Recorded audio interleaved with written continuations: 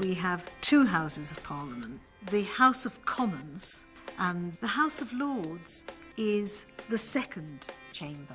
The two chambers of Parliament?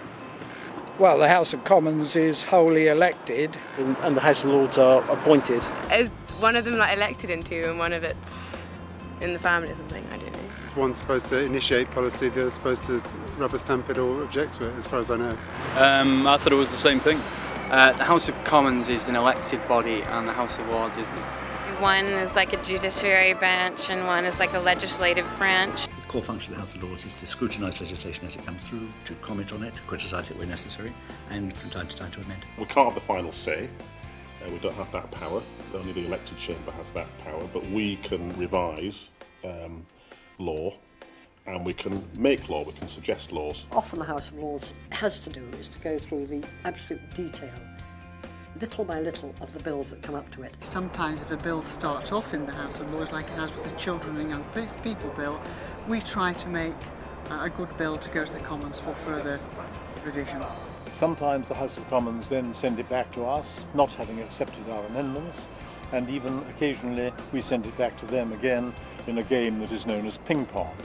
But I'm glad to say that doesn't happen very often. The net result is that the acts which come out at the other end should be better as a result of that. My impression of the House of Lords would be a big building where lots of men and women meet. I know they're kind of there to stop the House of Commons doing what they want to do. I haven't got a clue. They review legislation. A group of very knowledgeable people. Well, they try to promote good things and they try to change the world, the country for the better.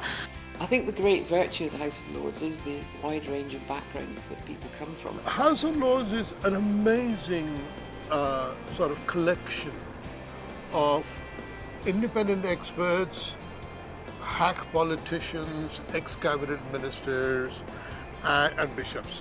It has a very large amount of expertise in very many different fields, whether it be in science or in medicine or in law or the arts or architecture or prison or child studies. There are people who are at the absolute top of their profession. Its membership tends to be part-time, people who still have an interest in another field of activity.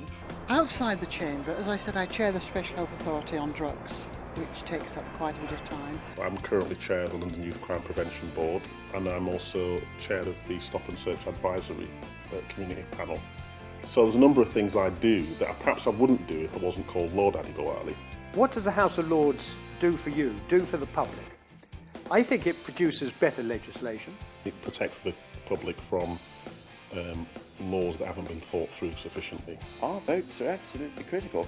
We defeat the government quite regularly. We make them think again. It's a check and balance. It's about ensuring that there are other people who are not just directly elected, but people who come to legislation with a sense of expertise, can look at legislation and try and be a check and balance against where the government is going. Helping people to know this is their house, it belongs to them, it's part of their heritage, and they need to come and see and enjoy what happens here.